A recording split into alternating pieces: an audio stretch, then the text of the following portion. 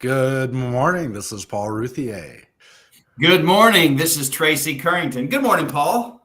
How are you? I am well today. Are you ready to get underway? I am ready to get underway. Did you just say that to me? Yeah. Me being the ex-Navy guy, I'm always ready to get underway. Hey, I want to start out this episode like a medical infomercial. So, Uh-oh. so here goes. I've been practicing this morning. Are you experiencing burnout? So we're going to talk about like today on the podcast. We're going to talk about why you can't scale and having to overcome and uncover some of those growth obstacles. So, are you experiencing burnout? Maybe you're overworked. Possibly you're lonely. You're sitting in the chair in the ivory tower all by yourself. The pressures and the stress are getting to you. You're exhausted. You feel like you almost know that you're micromanaging others. You're overloaded in your work schedule. Maybe it's you have delegation reluctance, or you are resistant to change. You're reactionary instead of proactive, or maybe you're just lacking a documented process. Those are all the reasons why we have this podcast episode today, because we want to address this one. This is a big subject. It is a big subject. What you're defining is what we call founder's dilemma. Yes. And it's not an ivory tower. It is stuck in the dungeons of the entrapment of my own mind. Uh-huh. Okay, so no ivory tower. Wrong picture. Well, maybe it's the tower where the tower where it's instead of a dungeon, it's a prison in a tower. There you go.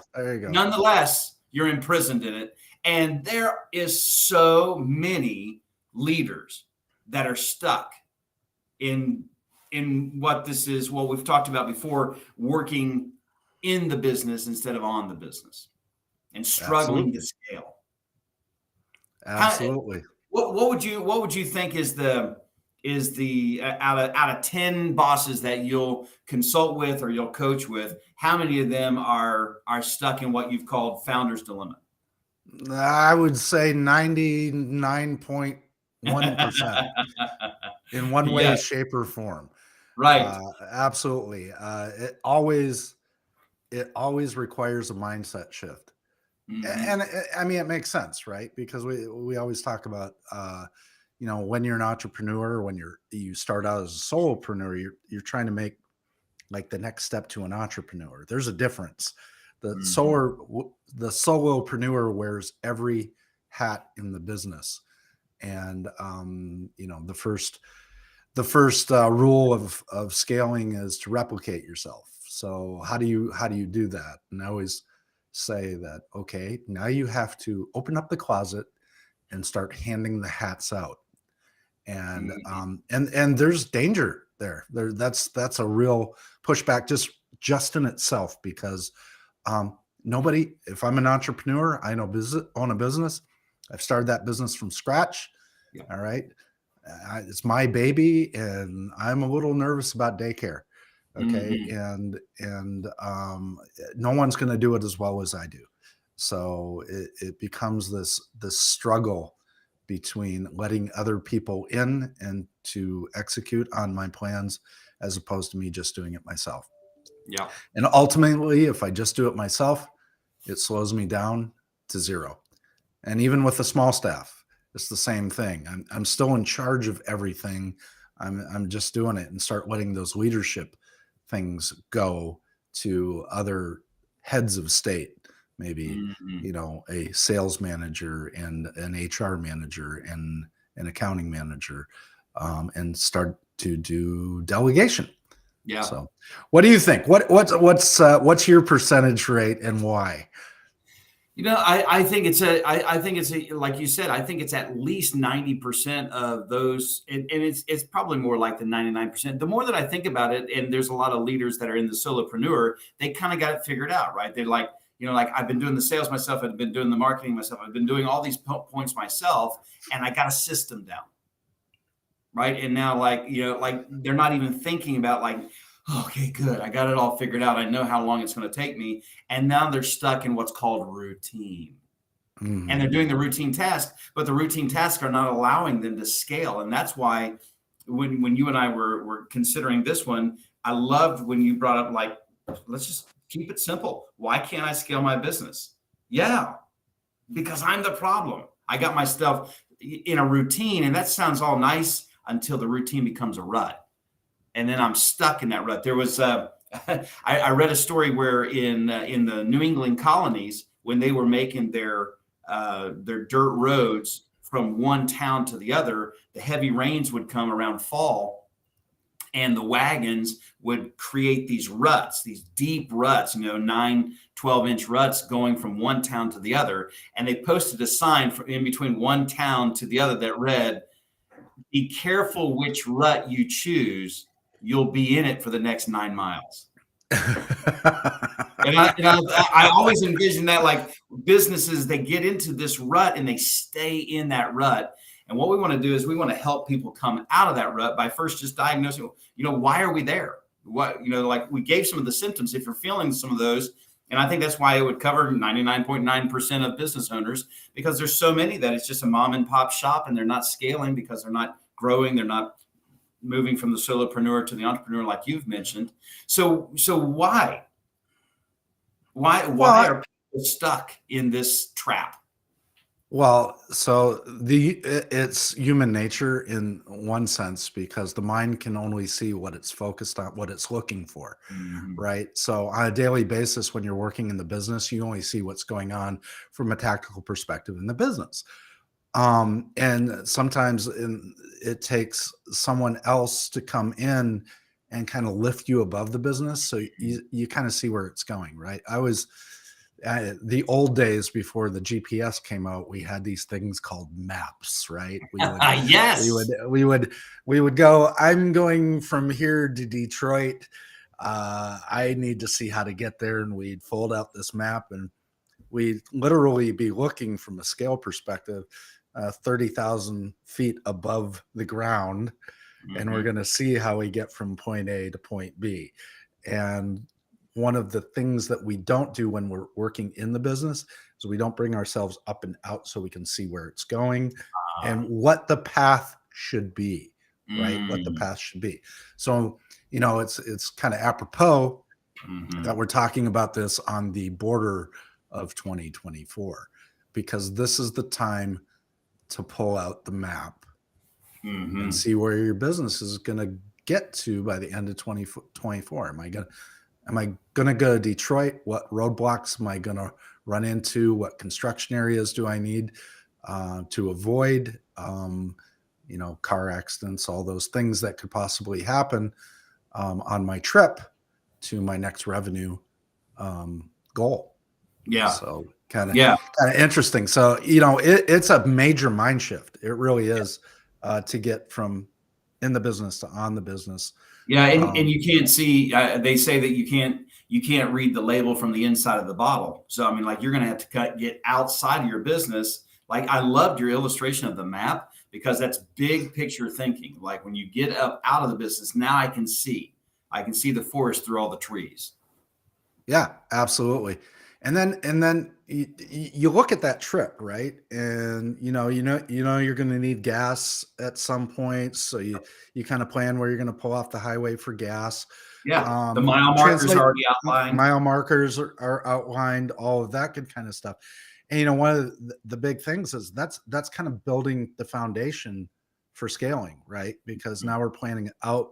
We've got a revenue marker that we want to hit by the end of 2024, and we're going to work that back, right? To what do we got to do to get there? So, for example, if I own a small business selling widgets, I got 2 sales guys. My number was 1 million this year, and I want it to be 2 million next year. And so I put that number out there, and then I go, okay, I'm drawing up the map. And I'm going, okay, my sales guys right now are probably 60% capacity. I might be able to Mhm. build some efficiencies in there, Yep. better sales training, do this, better that. But I know to hit that 2 million mark based on, my $1,000 average sale, I'm going to need 2 more sales guys to hit that 2 million. Mm. Okay. So what am I going to do? Well, let's work that back. I know I need to fix my sales training and get my guys more efficient. So Q1, I'm going to, one of my pillars for this thing is to train the sales guys up, get them on some kind of training, and get their closing ratio up. I want their closing ratio up, say 50 to 70%, right? So that's my first step, and I'm going to start ramping those numbers up based on that sales training halfway through Q1. Yeah. Q2, all right, they're at 85% capacity. This is me planning. I'm going, okay, they'll be at, based on the training I put in place, they'll be at 85% capacity. So now I got to bring 2 more sales guys on. So middle of Q1, I need to, hit the job market with, I want resumes in. I want to start interviewing. I want to do all that because I want 2 new sales guys on board and first thing Q2 or 3/4 way Q1, so I can get them through training, because I know based on my business model, it's going to take 30 to 60 days to get them up in production. Maybe my target is 40% with them second quarter, and third quarter, I want them at 75%, right? You see where this is going. I'm stacking the numbers. I'm bringing the things in, and then that translates to back into what I do for delivery. What's my deliverable? How does my deliverable get produced? If I go to $2 million, what do I need to put in place so that I can get the deliverables out based on that level of sales? Do I need to make adjustments? Do I need to create efficiencies? Can I create efficiencies? Or once again, do I need to add people in or technology in to get that number? So now I'm ramping the business. It's well planned, and I know what my number is. January 1, 2024, I kick the plan in gear, right? And then all these things happen, and I have contingencies planned if something goes wrong, if I run into an unanticipated construction zone and I need to do some other things, or I need to pivot, which we talked about last time, based on the plan. So it at the end of every year, now being 2023, to sit down and with my lead, if I've got leadership, or even if I'm by myself, to sit down and really map out that and get myself the foundation for the growth. So I know where I'm going. I'm not thinking about it. I'm like, what am I going to do next? And I don't forget about it because I'm in the business. I mean, that's up on my wall. That map is like right in front of me. I sit down, I look at it every day when I'm sitting at my desk, and move on. Yeah. I mean, what do you think? What do you, I love, thank you for taking us through that for the quarters. And it comes back to, like, you and I both in the coaching space and mentoring, that working hard that's not just a great strategy. Just work harder, Paul. I mean, if you just work harder in 2024, but if you don't have clear direction, you can take mass action in the wrong direction and still come up with negative results. I mean, like, I took mass action. Like, mass action seems to be like the kind of the buzz thinking, like just mass action. Okay, I need to have a clear plan that'll give me direction. So if I have clarity, I'll have direction. If I have direction, now I know what levers to pull, what buttons to push to take mass action. I mean, like, you get to that winning, machine in the casino. I mean, like, oh man, now I know this one's paying off. I'm going to keep on hitting that button and keep hitting that button and riding this wave until I mean, like, the button, because you've got the clarity at the front end, like you're talking about. Now I know what direction I want to take in Q1, leading me into Q2, and now I know the actions to take. When you were talking, I was wondering, how do you find, as far as leaders, when they're resistant to, like, training? Oh, I'm going to train 2 guys. I could have done it faster myself. And I see that's a resistance, right, to the training. And like you said, it's a mindset shift that by investing them for 30 days and getting them up and running and independently going, and like we've talked about, embracing that mindset shift where this is worth your time, rather than, I mean, because now you got 2 guys on there, they're doing twice or 3 times more than what you could do by yourself. What do you think about that?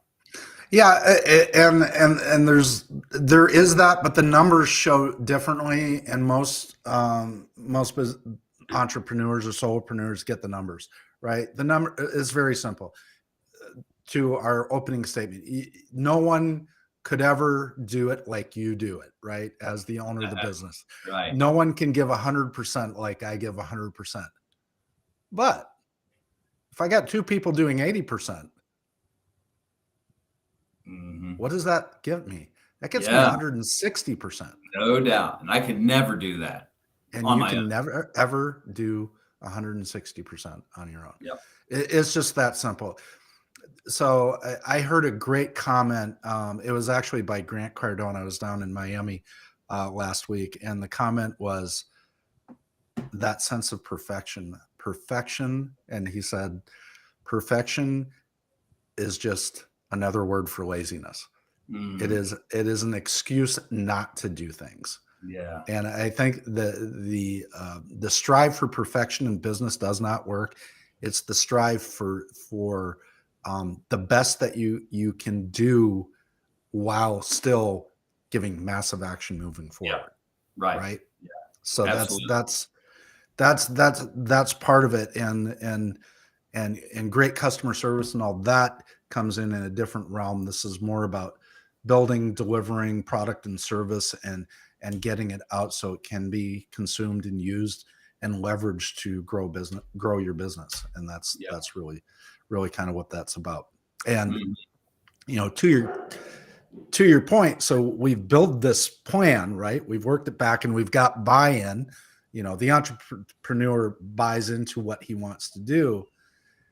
And this is the same for an entrepreneur versus solopreneur. Is you have to delegate, right? So you got to delegate and build the teams either internally or externally. So if I'm Mr.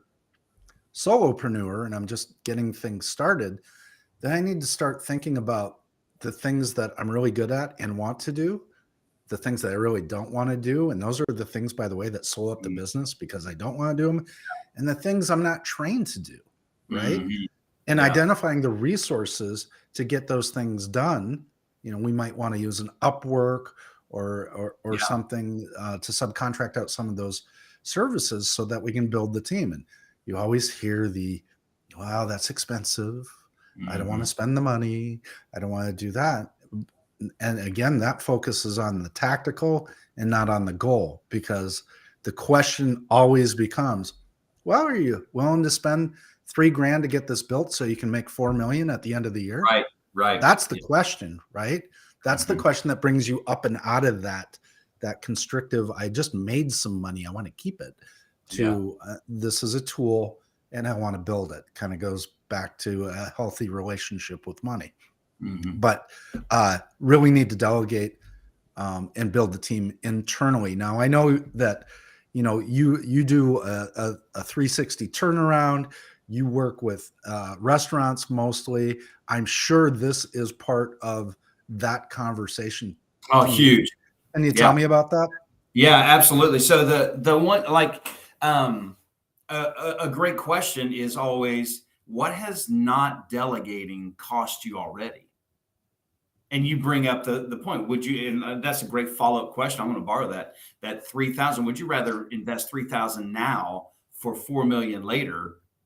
Because like, you can keep the 3,000 and that's all you got at the end, because you're refusing to delegate. Like you said, you got two guys doing 80% and now you've boosted up to 160. What I found is basically, when I work through that with the business owner, and they're not even aware. So that's the first thing, is like, one of the reasons why they're not delegating and they're stuck in the business and not on the business is lack of awareness.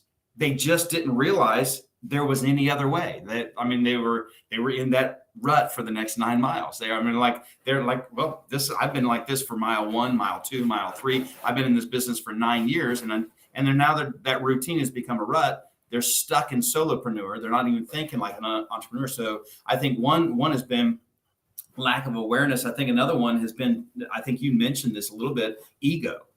I can do it best. I can do it better than anyone ever could. So I'm not going to train and I'm not going to delegate this because I'm the best at it. And that leads me to number 3. Usually it's a lack of trust. When you really get down to, like, if you go to the why, well, why are you the best at it? So no one's better than you. And when you get down in it, like, it's like, well, there might be other people, but like this one guy I hired one time, and now you're like, oh, okay, so there's something else. There's something else in it, and it's a lack of trust. You don't trust people to do it as good as you could. Yeah, I mean, because I had this one guy, and so he got burned one time. So now, no, we don't hire anybody else. And I think it comes down to one more thing: insecurity. Mm-hmm. And so we've walked through this whole thing where I wasn't aware there was another way. Maybe it was ego. If it's ego, it might lead to a lack of trust in others, and then it leads to insecurity. That need to, like I want to be the one. I want to be the conquering hero instead of working as a team. I want it to be about me. And those are the things that I think keep people from, building that team, hiring more people, and certainly delegating with the 80-20 rule, the Pareto principle. If somebody can do it at least 80% as good as you can, they need to do it. And the cool thing, what I found, is that extra 20% that they can't do it 100%. Like I want it done 100%. That extra 20% gives them wiggle room for creativity, innovation to do it better than you could. Yeah, I think that's right. I'm going to take a little of opposing opinion here because you mentioned something in there, and the entrepreneur thinks it's all about them. And I would strengthen that and say, yeah, it is. And if I can get an entrepreneur to actually take responsibility for that bad relationship, it changes the perspective. And here's what I mean. The only way that you can change the way things are going is if you take responsibility for everything that happens. Mm-hmm. It gives you power to make better decisions. So that bad situation with that employee was the entrepreneur's fault. It was absolutely either he didn't make sure that the person he hired aligned with his, vision, mission, values. He didn't do the proper follow-up to make sure they aligned with the organization. And he probably didn't do the proper training to ensure and have the processes documented to ensure a successful interaction with that employee. Yeah, so at the end of the day, I would take that and I would go, hey, let's forget about it being the employee's fault. What didn't you do to ensure that that employee was doing a great job? And what did you learn from that so we can apply it in the future and, like the match, ignite the rocket and blow the business up, right? And that's really where it goes. So this goes right into team delegation, right? If you don't have your processes in place that you're going to, even if you're using an Upwork, let's say you want to get a landing page of all things built by a contractor on Upwork. If you do not have that documented out clearly and concisely so that he can get that done, what you're creating is a situation where your subcontractor's unclear. You're unclear, so you're going to be unhappy with the website, and the project's going to take a ton of time going back and forth. But if you take the time to clearly identify the outcomes for that page, you clearly define the steps that you want, you clearly define the aesthetics of it, and then you hand that specifications document to the Upwork person, then you've now shortened the time it takes to execute on that landing page. So it's really, when you're talking about building teams and delegating, you have to be clear on what you're delegating, what the intended outcome is, the KPI, how you're going to measure the performance of whatever activity that is, so that you can be clear at the end whether it's been accomplished or not accomplished. Yeah. I love the piece centered around ownership, because in the conversations that I've had, that was one thing that it was their fault. It was their fault. That's why I'll never hire again, because they did this to me. They did this to me. And how convenient is that?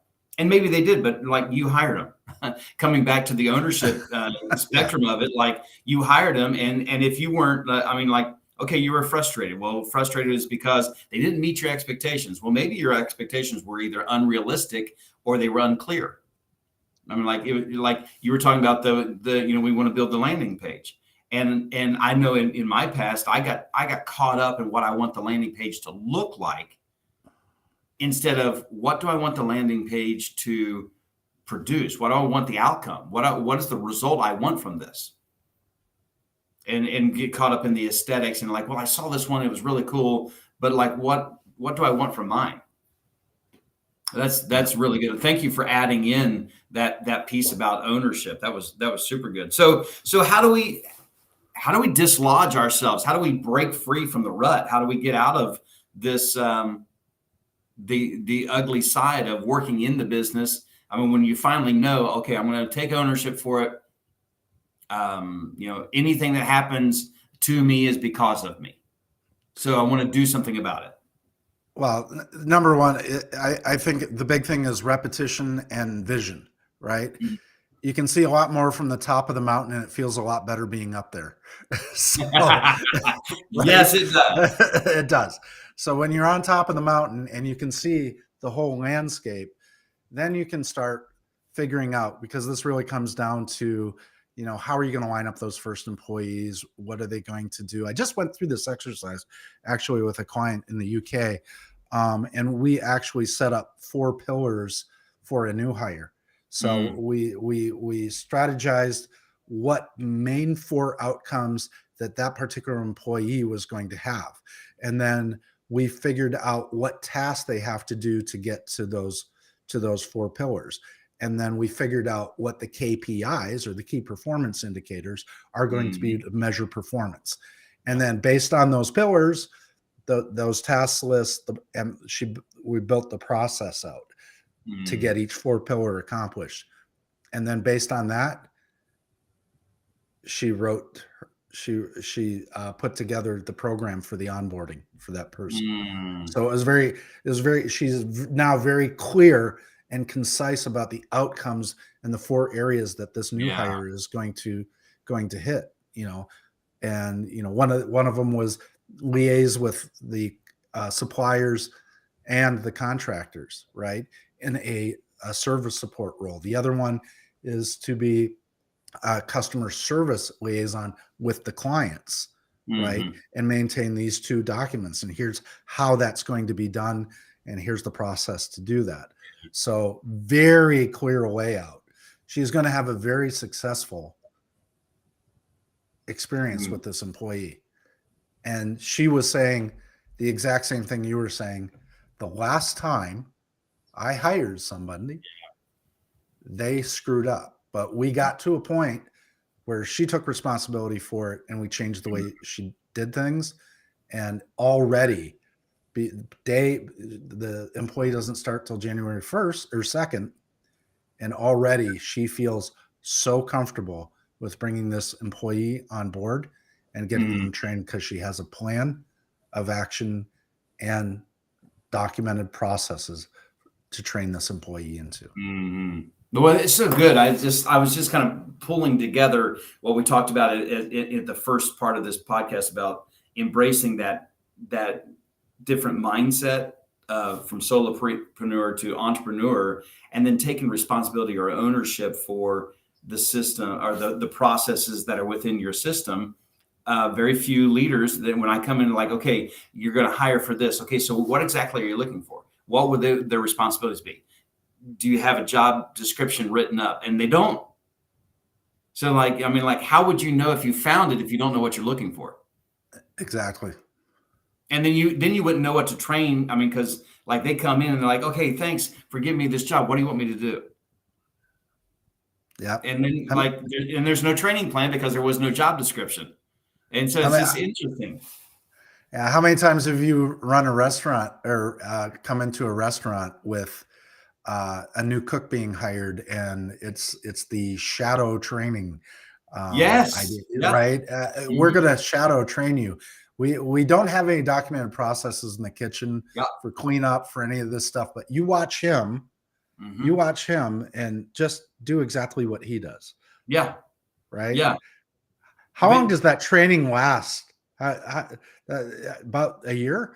Yeah. And it's still not absolutely done. Right? Yeah. Well, I mean, and you can expedite and to your point, you can expedite that process if you have a clear training plan because you knew what to expect. So he's a line cook. He's the sous chef. I mean, like wherever he's stationed, there needs to be a training plan for that station, from, how to open the station, how to close the station, how to work the station, the possible, change ups that you give in a pinch that you have to work through and so forth.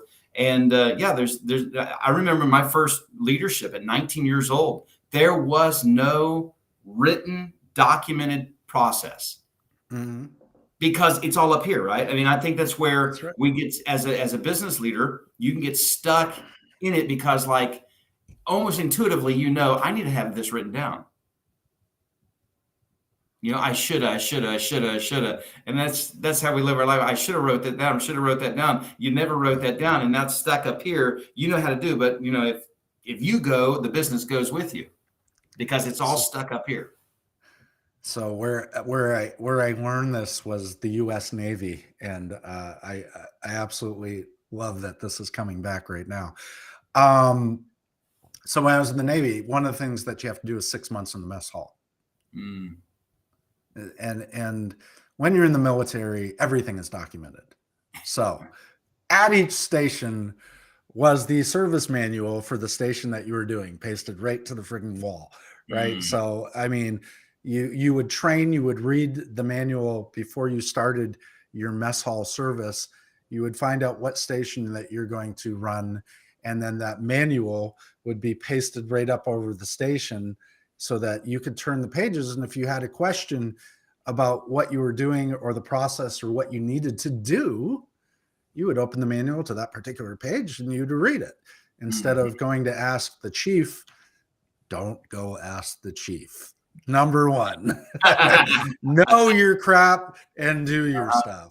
Don't go ask the chief, because that's going to be a painful thing. But those processes were right there. We were trained before going into the kitchen. Those processes were tapped to, if you were like the prep cook, you knew that you had to do, 400 potatoes. Mm-hmm. Yep. But wash them. There was a measurable. It's 400 potatoes. Right. So like, okay, I'm on 100. I mean, at least I now know how many I got to go. And if you can teach somebody, how do you peel a spud? What are you carving a monument? No, get it going. Spin it in your hand. Let's go. That kind of stuff. If that's the way you had to, in the older days, that's how you do it. Before the big water machines came out to sand out the edges, and you're just carving out the rough spots. So what about Paul? Any other ways that those that are most, like we talked about, 9 out of 10, 99.99% of people are struggling to work on their business in order to scale it. And they've got to overcome and uncover what are the obstacles are for their growth. What more could we add value to that business owner on this show, how they can grow this trap? Well, I go back to that map. Number one is to map it out. What does next year look like? What are you trying to accomplish in the business? If you've been in the business a year or 20 years, getting a strategic plan, figuring out what your measurables are going to be in that plan. If you're not measuring what you're doing next year, if you haven't been measuring what you were doing last year, how do you know where you are in the things that are important to you and important in the business? So I need to look at my history to come up with the numbers to know how I'm going to get to the next level that I've put up on the board for next year, because those numbers are important. I need to multiply those numbers in some way, either with technology or people or that, and grow those numbers to make this number off in the future. Once you get all of that high overview, then you start looking at that, and you bring yourself out of the business and you look at that. What could go wrong? Okay. What possible things go wrong? We call them risks, right? What are the risks in the game?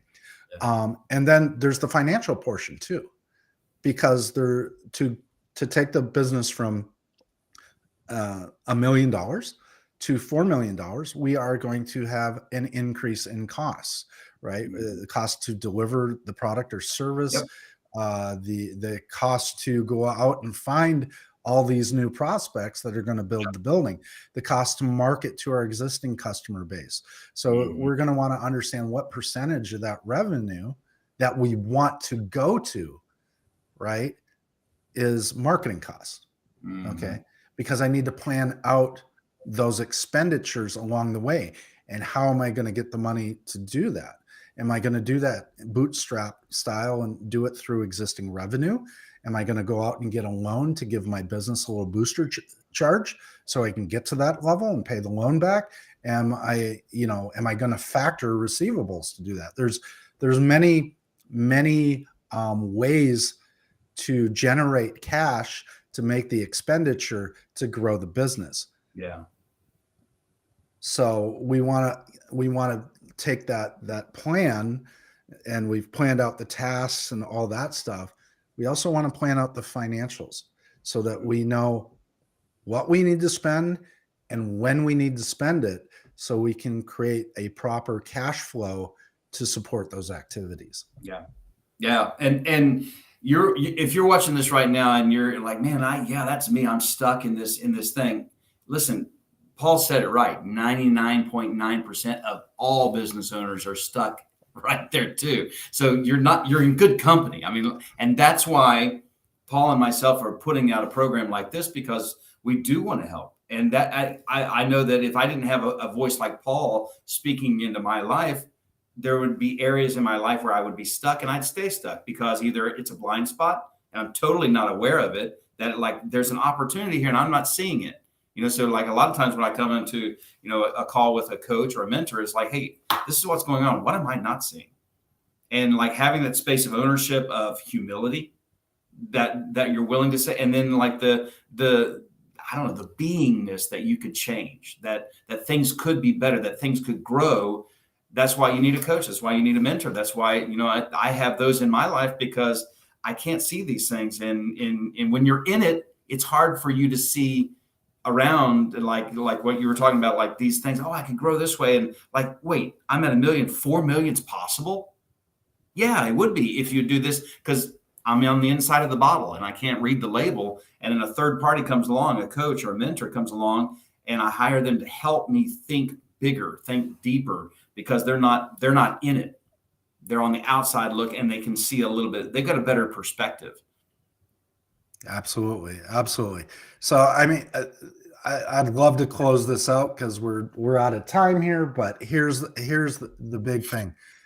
When we first opened this up, this was really about control, right? Mm-hmm. It's most entrepreneurs or solopreneurs don't want to lose control, so they don't delegate business. What they don't realize is that you're actually gaining more control over the things that are important. My revenue stream. Getting control over the revenue as opposed to controlling the tasks brings you into a strategic positioning when you're looking at your company, and transcends you out of the business and over the business. Mm-hmm. Yeah. Beautiful. I think one of our mutual friends, Mick, said, you got to leave to go anywhere, and you got to let go to grab hold of something new. And letting go of the solopreneur, had a good 9-year run, but now it's time to time to grab hold of the entrepreneur and build that team, because that's the next step in your journey. Right. Love it. And one other last point is, that's good for the solopreneur. On the entrepreneurial side, when you start getting a team, it's always good to have a facilitator come in and facilitate your strategic planning for the next year. Have a third set of eyes that aren't in the business, that can see the other things, and help your management team or your leadership team develop what the goals are going to be for the next year, and those metrics that you want to pull out of them, and then define how you're going to do it. So that's really important, because they're not in the business, so they're not focused on product or service or ego. They're focused on process and the process of developing what your next goals are. And on my side of it, the team themselves better receives that meeting. Yep. Because it's a third party, unbiased, looking for the result success across the board, not just a silo here and there. Right. And a great facilitator doesn't focus on that. They focus on the ideas of the leadership group and how they're going to do it. They help formulate it into a single point objective. Yeah.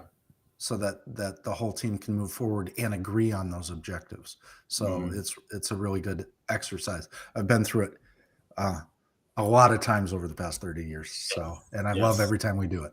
So. Excellent. Love it. All right. So what's the big takeaways today? Oh man, for me, growing out of this trap, you got to admit that you're there.